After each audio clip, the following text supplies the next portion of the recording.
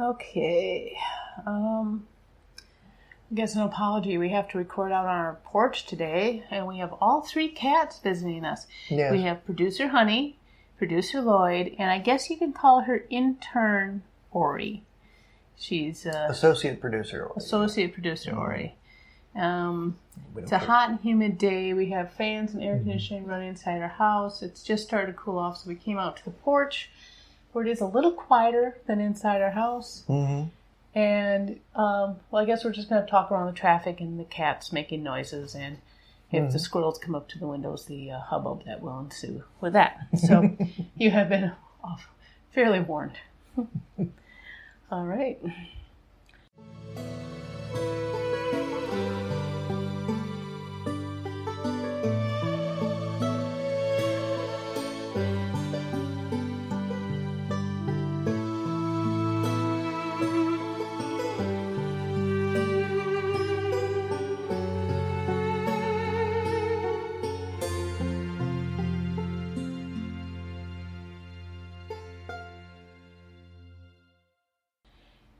Welcome to Unearthly Upstate. Welcome once again. My name is Maureen. I'm Matthew.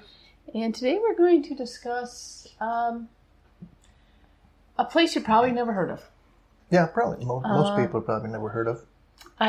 There's one place in one of the Carolinas that makes the similar claim that it was the bloodiest battle in the Revolution. I would say they're very similar. But because it's upstate, we are going to concentrate on this particular one. And yes, it was the bloodiest battle. I will stand by it. It was the bloodiest battle in the American Revolution. And we'll probably end up with discussing what the historians say was a victory and what used to say won, and now what they say, who they say won. So, or between anyone who they said won then and what it is now. Yeah, or does it really matter? That's true, because the result favored the colonials. Yeah, we'll go into that a little more. But you could call this part 2 of the siege of Stanwix, I guess. Yes, because it took place during the siege of Fort Schuyler, a.k.a. Stanwix. And you want to begin? We have a loyalist bird out there. You hear him complaining? Okay. You had your chance. 243 years. They're still squawking. Yeah, I can hear that. Yeah. Okay. Typical British. All right. You might pass by the site of one of the bloodiest battles in the Revolutionary War if you were not looking for it. You might just assume you passed by some very well-kept fields. The large marble obelisk sitting away from the road might not even catch your eye. You might wonder why there's a parking lot, but there's not much else to tell you that this location is hallowed ground. There are places that, if they are not haunted, should be. And this small battlefield, not far from Rome, New York, is such a place. Hundreds of men died here, and most of their bodies left where they fell, many forgotten. That's where a potential for real hauntings begins. Yes. Yeah. I might interject at this point that some people who went into the colonial army or the loyalists or the British army did pay people to take the bodies off the battlefield. Yes, they did. And I'm not too certain whether or not many people who died there had that kind of deal going. The British mainly did that. They had a nice trade going on with that side. I'm not sure about the colonial side. I did try to find more information about it, because the first time I heard about that practice was in the podcast from Order of the Good Death, which is an amazing podcast if you don't mind the subject of death, and you really shouldn't mind the subject of death. And believe me, those 3 lovely lady morticians will help you, face your fears about it. But anyway, that's a little sidetrack. But they mentioned in one episode the habit of paying somebody in advance to come and remove your body from a battlefield, because they didn't want to be left to rot, and that is what happened at the end of this one. That's exactly what happened here.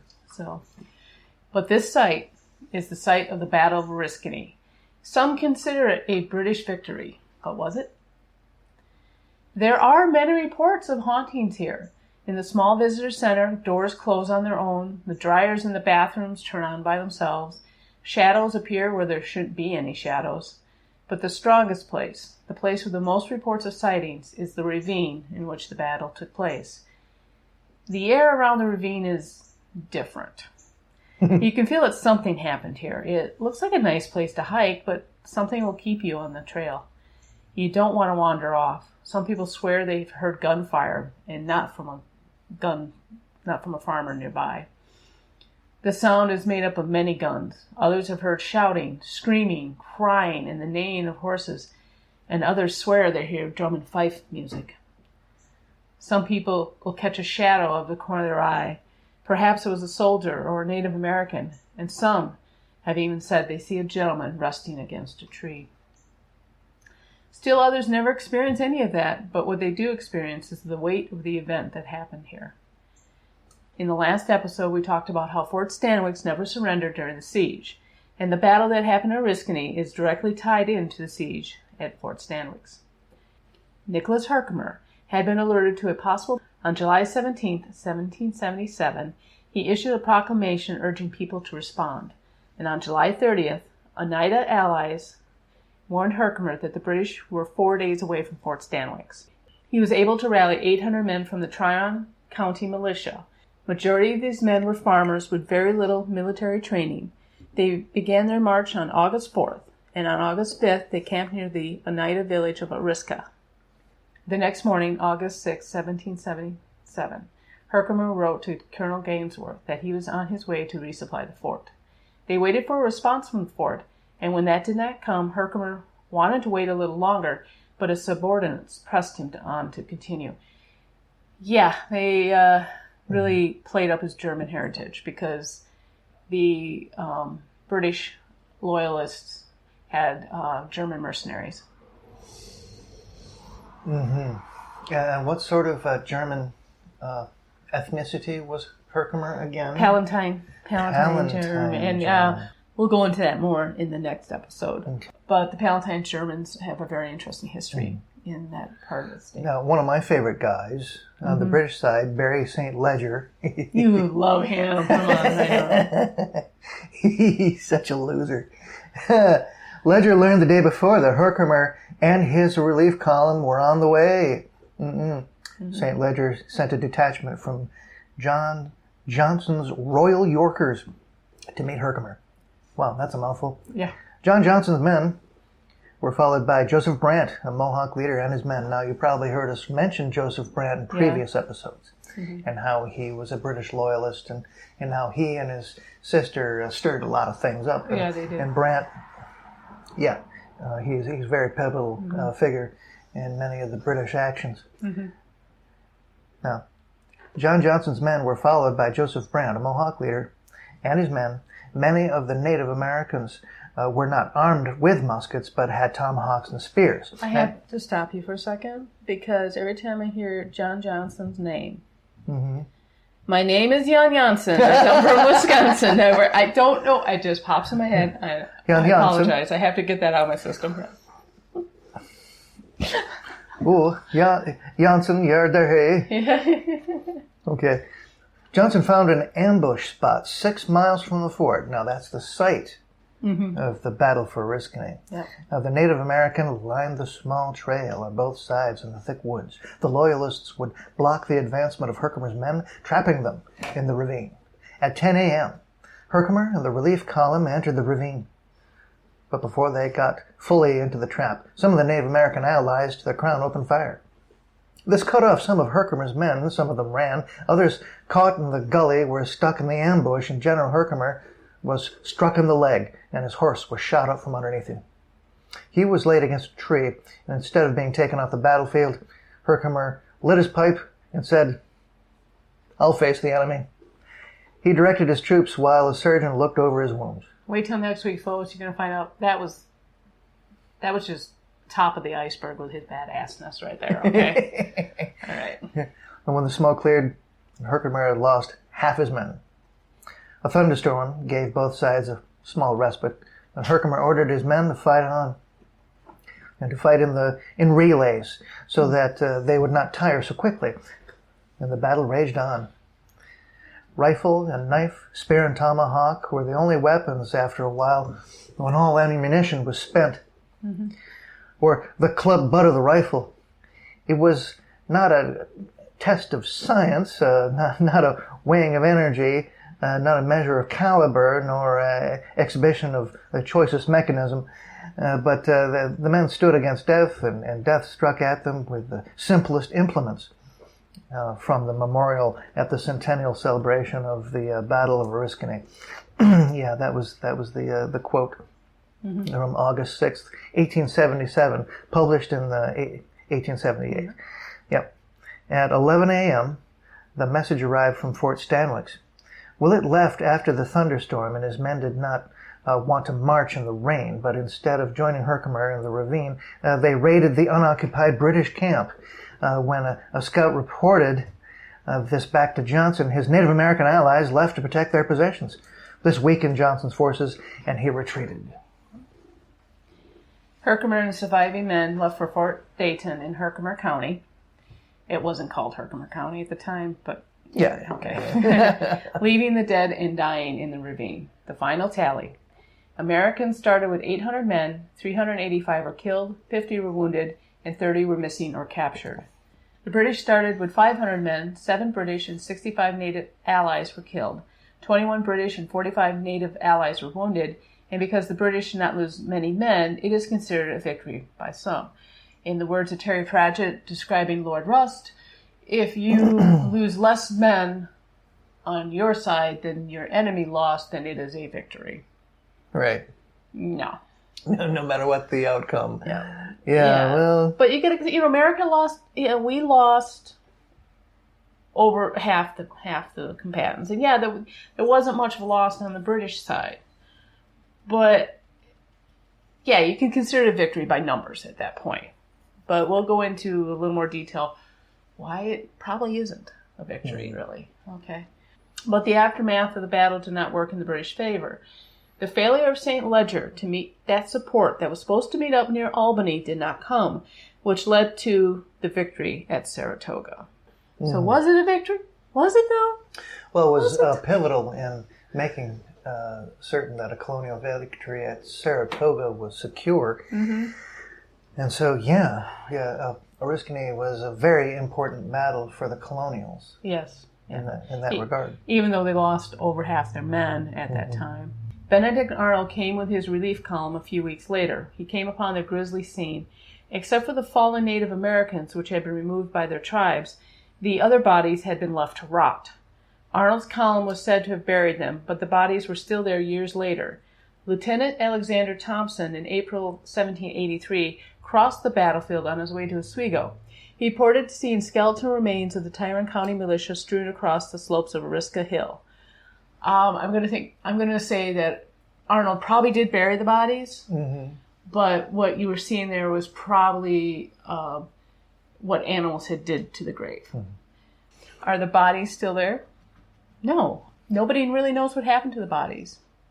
You do have to understand that after the battle, but before it was bought and became a memorial site, it was farmland. Yeah.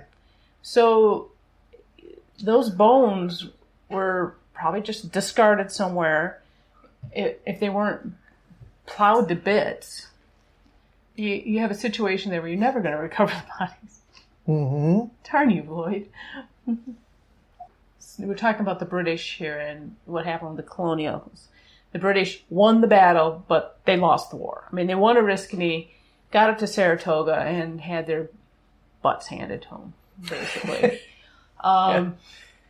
Good thing because St. Ledger screwed this one up. Oh, that's for sure. But okay, that's the big history. That's the one they're going to teach you in all the history books. Well, what was going on with the Native allies is just as interesting. For the Native American allies, the battle became the start of the Civil War within the Iroquois Confederacy. The Haudenosaunee, the 6 tribes that had already split, and I apologize if I do pronounce it wrong, I have been practicing. The 6 tribes had already split. The Oneida and the Tuscarora supported the colonies. The Seneca Onondaga Iroquois Mohawks supported the British. Brant's Mohawks raided and burned the Oneida settlement of Oriska, and this started the infighting among the Haudenosaunee. So, yeah, it wasn't just the British and the colonials having a spat. This literally ripped apart one of the best confederacies in there. I mean, we actually got a lot from that confederacy. There was a lot of plans of government in that I will say kind of made it into our Constitution that actually came from them. I'm not going to say it was a direct result because there was a lot of influence into our Constitution. Yeah, right. Well, like the Magna Carta and a few other places, but there were aspects. Main influences. Yeah, there were aspects. There were aspects. The main influences were from ancient Western civilization. Yeah, yeah. But yes, some of the aspects of the Confederacy with the Indians did make it into the planning of a little bit of how it was structured, and it was an inspiration, for that. And then this happens, and they totally, start a civil war. They got over it. They're still a confederacy now. If you've ever seen their tribal flag, it's a purple flag with white on it, and there's a middle part which is a pine tree, and there are these squares that come off the side, and that is the symbols of all the tribes, and where they meet in the middle where that pine tree is, or the triangle. And some I've seen, you don't see a pine tree, you see just a triangle. Producer Lloyd, sorry folks, Producer Lloyd just stepped on my computer. So that it's an interesting bit of history, and I really hope in a future episode we go into a little more of that. I read a very good book about that particular time period, and from the Native American perspective, and I'll have to pick it up again and read it. I'll find it, and maybe we'll. There are a lot of books written about the involvement of the tribes as Native allies to one side or the other, and how. And what happened after the war. Yeah.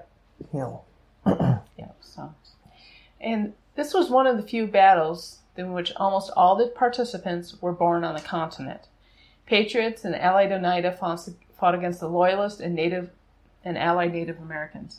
So we had some German freelancers come in, or hired soldiers, and we had some of the other, we had like Scots, I think, on the American side, and a couple other.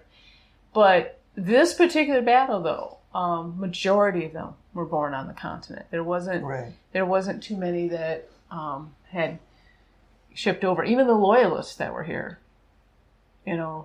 I think St. Ledger was but he wasn't there. It was John Johnson. Yeah. Yeah. So. Yeah. St. Ledger was British. It was British. I'm not sure about John Johnson. Kind of failed on my research there, but. Well, that'd be something for all you listeners out there to find out, look into. Was John Johnson, born on the continent, or was he British? Yeah. That'd be interesting to find out. Yeah. As for the names of the men that fought at Oriskany, unfortunately, most of the records are lost or incomplete. For example, from The History of Montgomery County by Washington Frothingham, published in 1892. The Patriot force in the Battle of Oriskany, as has been stated, was from Tyrone County, but unfortunately no perfect roster of their names is in existence. They came from various districts of the county. The slaughter filled Old Tyrone with such grief that history was neglected in the general horror. A partial record, however, was preserved of the gallant that fought that fearful conflict. They were patriotic heroes of the highest rank, and their names should be perpetuated in history, and this leads us again to express our regret at the loss of the roster. In 1884, a monument was erected to commemorate the battle, and in 1927, the site was designated as a New York Historic Site. In 1963, the battlefield was designated as a National Historic Landmark. The obelisk that sits at the battle site has a tie to the Erie Canal. It was made with stone that had been used in a lock in the Erie Canal. Mm. And every year a memorial service is held. Descendants of both sides and the representatives of the tribes that fought there gathered together to remember that all that was lost on that bloody battlefield. Yes, and I, as a member of the 3rd New York, participated in 2 of those ceremonies. Yeah. I handed out refreshment in one. Mm-hmm. Yeah.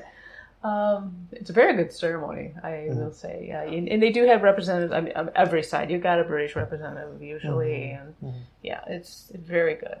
And you have the tribal representatives, and yeah. In the first instance, in my first participation, we fired off a 3-pounder field cannon, and in the second time I participated, I stood in rank with members of the 3rd New York and of the Tryon militia, and we fired a couple volleys with our muskets. And you know what? We've quite forgotten the ghost trope game. Yeah, I don't know if we want to bring that back, because Oriskany would kick butt here. Because look at it. Look at what we have here at the beginning of the episode in your description. A lot of sounds, and but not a whole lot of smells. Or maybe that's a good thing. Perhaps, yes. Regarding all the bodies that were left to rot for years. Now, in our pre-episode, their bones to bleach. In our pre-launch episodes, when we kind of went over a discussion of what we actually believe in the paranormal and stuff, I said majority of the ghost sightings and hauntings I've experienced, I've been able to explain away. Oriskany is one place where I haven't been able to explain it away. What I felt. All right. We went there that one day. It was about 90 degrees, humid as F. Oh yeah. It was worse than today was. Very. And very, very, very hot and humid day. So we were just walking around. It was kind of end of the day type thing. We decided, I never really explored Oriskany. I'd been there, but never really explored it. Yeah. So we went there and we were walking out to the gully. And I remember this is a hot, humid day. This is a day where no matter what you do, your clothes are sticking to you. Okay? Yeah, you're sweating just standing still. Yeah. We walked down into the gully where the ambush had happened. Yep. And there's a nice trail there, and there's a little stream, not a big stream. You could jump over this thing. It's not a huge stream. It's more of a ditch. Okay. And it felt to me all of a sudden like it was 20 degrees cooler. Really? Now, it was still humid, but the air around me felt very cold. And that would be, I think, the only time I could really say I felt a cold spot due to, I would say, paranormal activity. There was no way that little stream had cooled that place off that much. Mm-hmm. And I don't think anyone else felt it, but I was definitely chilled when I was in that area. And then, not me. Not you. And then you walk up to the tree where Herkimer supposedly rested. And, there's a bit of a presence around that tree, too. But this, like I said, there's that is where he died. Yeah. No, he died at home. Oh, that's right. Yes. He died at home. No, we will go into that. No, he did not die in the battlefield. But, he was, like I said, he was a badass while he was there. But yeah, he did lose a lot of blood there, though. Definitely. After a lot of blood loss, isn't it congestive heart failure? He lost a lot of blood, and I'm not gonna. That's next week's. I don't want to go into it, all right. Okay. Well, we're not gonna spoil it. Okay. But you definitely, and then when you get up the other side of the ravine, there's that area where they have like another memorial, and there's an old like picnic area back there. You can still find, well, at least when we went, there were still grills there. And I'm sorry, that's I keep calling him Professor Lloyd. That's producer Lloyd making a lot of noise, folks. I'm sorry if you hear him, but he's having issues. But when you get up that ravine, again, it was a hot, humid day. Yep. And it was cold again. All right. Mm-hmm. So that was basically the Battle of Oriskany. Quick, did we miss anything? Let's think here. Well, I would say that within the first couple hours, they ran out of ammunition. Oh, God, yeah. Oh, yeah, we didn't go into how horrible it was. Just how vicious it was. Yes. I mean, we described, it was bloody and they lost a lot of men. No, you guys must understand. They went in there fully loaded, fully weaponized. Mm-hmm. Some of the Native American allies had weapons. Had guns. They all had weapons. What am I saying? But what those guns only lasted so long. The ammunition ran out. Ammunition ran out within the first couple hours of the battle, and then it was hand-to-hand for the rest of the time. And how many hours did it go on? It went on for most of the day, really. Mm-hmm. It did. Yeah, except for the thunderstorm that kind of stopped everything for a while. But you remember we talked about in this one about Steuben, the bayonet training. Well, here's an example where that bayonet training came into good practice because you've got no bullets left. You've got no gunpowder left. You've got a stick with a heavy wooden end and a real nice pointy end. What are you going to do? You got a club and a spear going there. No, wait a minute. Now, was Oriskany after Steuben did his training, or was that before? I think it was before Steuben did his training. You think it was before? Yes. Okay. I think. Let's go look real quick. The men who fought, the colonials who fought at Oriskany, I don't think had the benefit of Steuben's training. Let me check. Hold on. This is a good question. Let me bring up Steuben here. When was he brought in? Because this was in 17... But also, I'd like to point out that, for our listeners, that the primary weapon in either arsenal was the smoothbore musket. But as stated by that quote that I gave during the episode, they did have soldiers issued with rifles. You're right. It was after. It was before Steuben. Because Steuben came in 1778. Yeah. Right.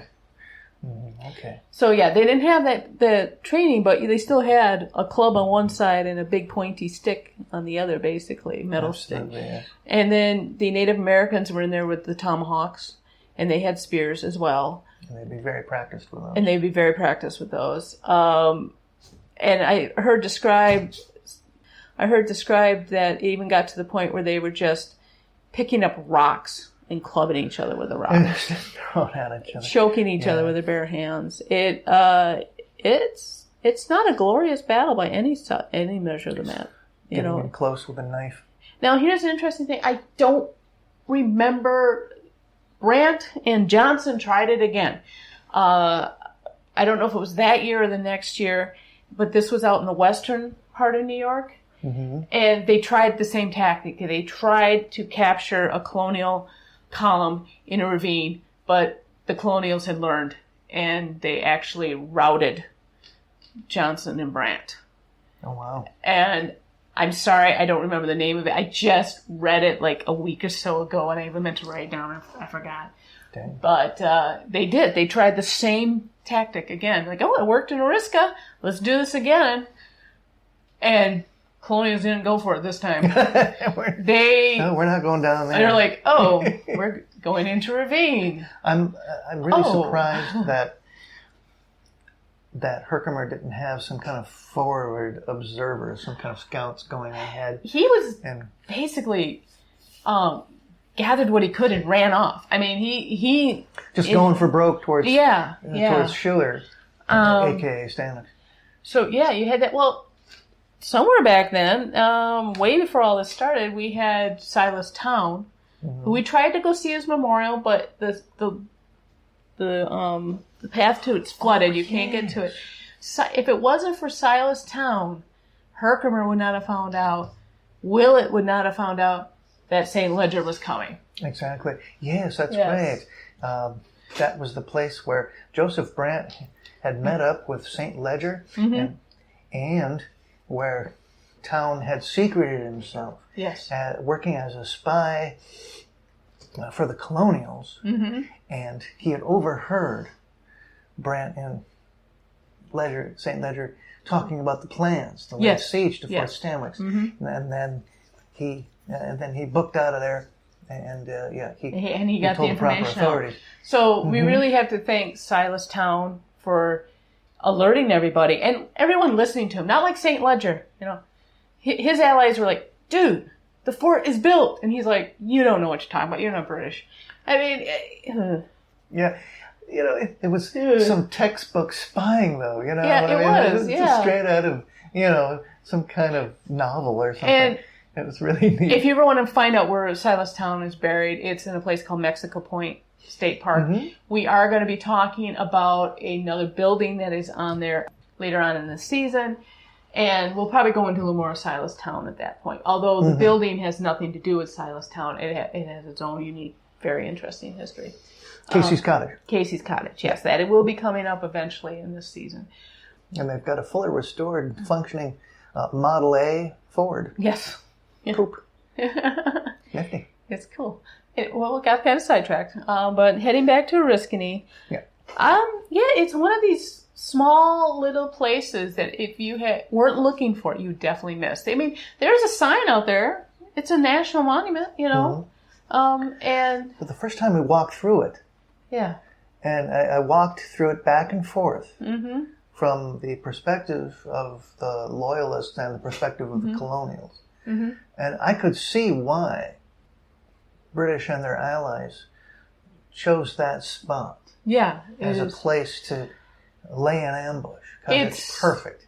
Yeah. Oh, so what Herkimer he was trying to get to Stanwix as fast as possible. Mm-hmm. I mean, his subordinates were going, "Oh yeah, German, you're going to keep us waiting. You must be a loyalist." And of course, Herkimer, that just riled Herkimer, and that got him going. So he's trying his darndest to get to Stanwix. So he tries to pick, the path of least resistance, which is down this gully. Well, this gully has very steep sides, and it's heavily wooded. It definitely was heavily wooded then, and probably lost some woods after like I said, when the farmers were running that land for a bit.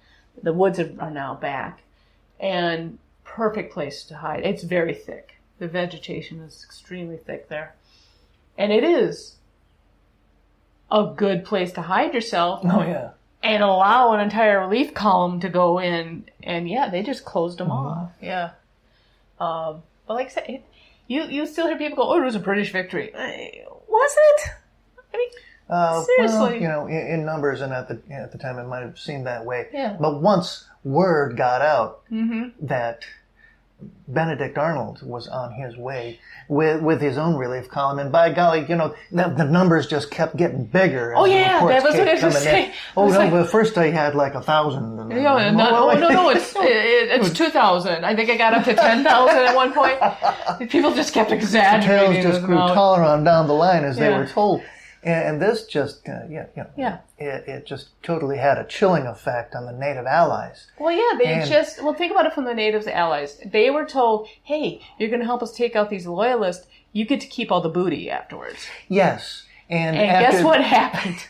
And they had it. They had their encampment stolen into by Willett's relief, and they found, as in the as we mentioned in the previous episode about the siege, that they found American prisoners there. They told them all about what was going on, and they stole all the Indian stuff. The Native Americans did not get the booty, and they had their stuff stolen. They started, as a matter of fact, out with less than what they started out with. They wound up with less than what they started out with. So you can see why they went, see ya, and exactly. Just left. Yeah, I mean, they just buggered off.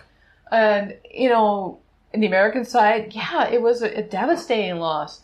But yet, that loss had a domino effect that allowed us to win at Saratoga. Yeah. It still felt, I'm talking about, the burial aspect of it. There really, until Benedict Arnold came by, nobody wanted to touch it.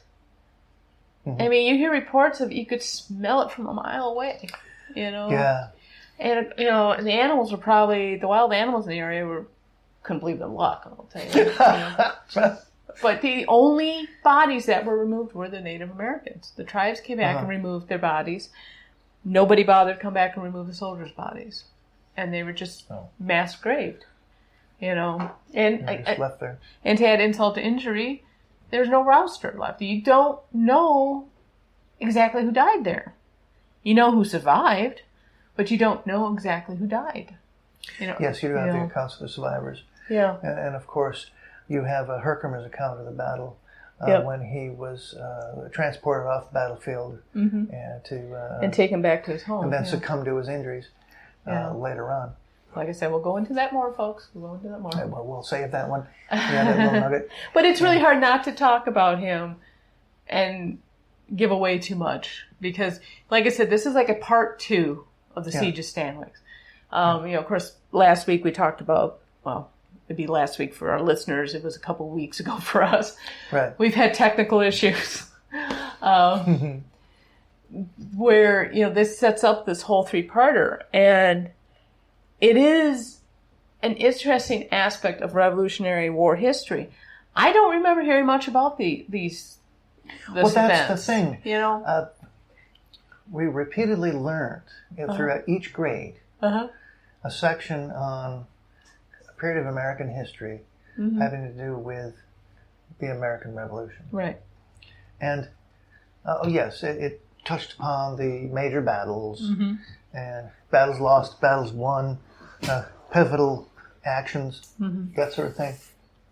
But I never knew about Fort Stanwix. Never knew about Oriskany. It seemed to be, it was Bunker Hill. Well, first of all, it was the what happened at the Boston Massacre. Oh, yes. And there was Bunker Hill in there, Valley Forge was thrown in there, and then suddenly Saratoga. That would seem to be my recollection, even up through college level. And then from Saratoga, it was, Cornwallis's surrender. Yeah. And that was it. Yeah. We really got the Cliff Notes. It wasn't all that in depth. Yeah. I mean, granted, I said my college level courses, I didn't take American Revolution specific courses. I took the general American history ones. And of course, they just kind of brushed over it. Now think about what's going on in the Carolinas and what's going down. There was a lot of little battles there, and they are brushed over just as much as the rest. The Southern Campaign, which was a bit more successful for the British than the Northern Campaign. I'm going to go off topic again, but we have to discuss this. There's that loyalist bird again. Jeez. Anyway. Shut up. We have to discuss this. We have some fans that we need to thank. Specifically, I mentioned Troy in the last episode. Troy's been sharing our Facebook pages, our posts and that. Thank you, Troy. I want to thank Pam. And you know who you are, Pam. She gave us a glowing review when we did Steuben, which really meant a lot to us because guess where Pam used to work? She used to work with the Fort Stanwix crew, and specifically she would be up at the Steuben Memorial quite a bit. And I do know we visited her a few times up there. So that was wonderful to hear. Yeah. And we've opened up a Patreon. I mentioned it before, but I think we're going to start mentioning it every episode. We do have a Patreon. And it would really be a big help if people could sign up. Any level. You could, as long as you want. You could support us for a month. You could support us for a year. Doesn't matter. We changed the tiers. They're cheap. But we are going to be putting more secret podcasts out there. We are going to try and experiment with mini podcasts, and we'll probably go through Patreon first. So it gives you kind of an inception, to at least, throw us a buck a month or something if you want. Yeah. And that does help pay for our server costs. It's not like we're trying to make a lot of money here. We just want to pay for our server. Budget patrons welcome. Yes. So, and we'd also like to give a shout out to our international listeners. Yeah. Where are we getting listeners from? China? Surprisingly, China. I'm not sure why. If you're listening from China, thank you. And from Germany. Germany is another big one, yeah. If you're listening from Germany, thank you. And if you're listening from Latvia. Yes, thank you. And South Africa. South Africa was in there, and Canada. Canada. And Alaska. Yes, yeah. Well, the Alaska, I'm going to say I might know the person who's listening in Minnesota. I'm going to have a guess who that might be. But yeah, we are starting to get people from around the world, which is kind of interesting because you wouldn't think upstate New York history would be that interesting to people outside of New York. But you never know. I mean, it's a great way to learn about I think part it's of the state. Supernatural lure. Well, true. True. And the idea of these places being haunted. For instance, the Oriskany battlefield being haunted by soldiers. Yeah, it's haunted. That sort of thing. And the experiences people have. And maybe in your home country, your hometown, maybe there are spots there where you've experienced something. And maybe that's exactly the kind of thing that people would like to know about. Right. Please share your experiences too. Yeah, we have an active Facebook page if you didn't know about it. Absolutely. And you could get on there. We do post quite a bit, and I'd be glad to respond to anybody who posts. Also, on our web page, we put all our I put all the sources for the show on the web page, but there's also a submission form. And if you think we need to hear about a place from upstate, feel free to fill it out. I might be in my lead file already, which, like I said, keeps growing. It's still at 5 years, and we just finished a quarter of a year. And if you responded to our poll on Gutenberg, thank you very much. Yes. Gutenberg was one of our Patreon, one of our first attempt at a Patreon episode. So, like I said, there's going to be a little more. There's going to be like mini episodes, and there's going to be special Patreon episodes. Now, the Patreon episodes, I will warn you, are not necessarily supernaturally tied to the history of upstate, but there is something odd about them. I mean, we do have some supernatural ones, but definitely that's odd. Having no supernatural experiences on my own, I couldn't relate. Yeah. I mean, for example, by the time you hear this one, Sam Patch. Nothing supernatural about that guy. No, but it was an odd bit of history. I still think it would be funny to see a zombie Sam Patch coming out of the ice, scaring that guy. Oh my God. Yeah. All right, so I think we did a little house cleaning at the end here, so I guess it's bye for now. Yes, thank you for listening to our Ghastly podcast. Thank you. This is Mari and Matt saying bye-bye. Bye-bye. Thank you for listening to Unearthly Upstate. You can find us on Facebook, Twitter, Instagram, YouTube, Patreon, and on our webpage. We are also on Apple Podcasts, Spotify, Spreaker, Stitcher, Podbean, Google Podcasts, and CastBox. Please like, share, and review on your favorite platform. Unearthly Upstate is an Animator Liar production. The show is produced by Mari and Matt Manette, with purring provided by Honey and Lloyd. Research and writing by Mari Manette. Music is by Kevin MacLeod, licensed under Creative Commons Attribution 3.0 license. Unless otherwise stated in the episode, the places mentioned in the broadcast are not paid or contact us for any type of promotion. Please check out our webpage for credit and sources for the episode. Thank you.